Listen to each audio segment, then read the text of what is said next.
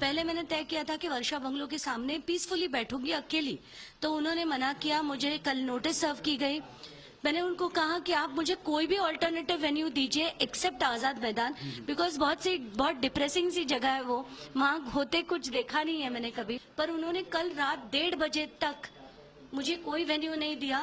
उन्होंने कहा आपको आजाद मैदान में भी बैठना पड़ेगा, जबकि उन्हें पता है आज Azad Maidan has been booked by Khadse supporters.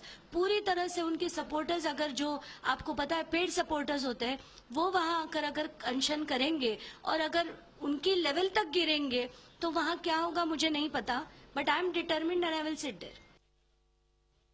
Azad खडसेंच्या कुटुंबियांची राजीनाम्याची मागणी अंजली दमानिया यांनी केलेली, मात्र त्यांनी मुख्यमंत्र्यांचं निवासस्थान वर्षासमोर उपोषणाला बसण्याची तयारी केली होती, मात्र पोलिसांनी अंजली दमानिया यांना तशी परवानगी नाकारली। आझाद मैदानावर उपोषण करावं अशी सूचना पोलिसांनी त्यांना केलेली आहे।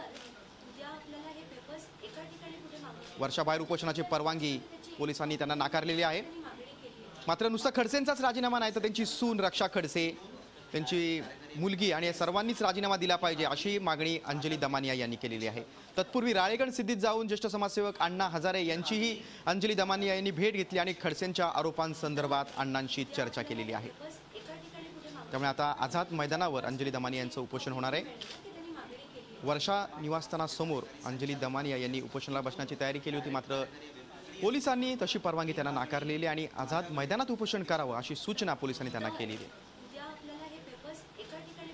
आणि आज महत्त्वाच्या बातमी संदर्भात आपण चर्चा करूया। आमचे प्रतिनिधी देवेंद्र कोल्हटकर आपल्या सोबत आहेत। देवेंद्र, अंजली दमानिया यांचं उपोषण म्हणजे वर्षा निवासस्थानी तरी आता उपोषण होणार नाही तशी परवानगी नाकारली आहे, अधिक काय सांगशील?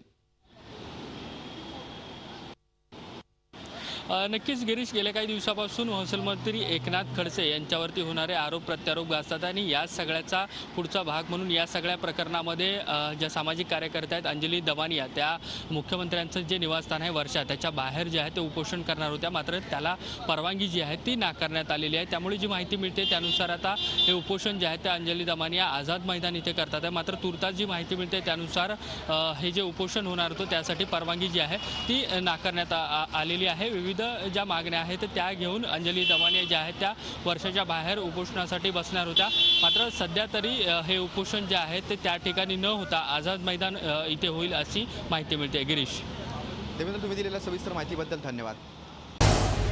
झी 24 तास रहा एक पाऊल पुढे।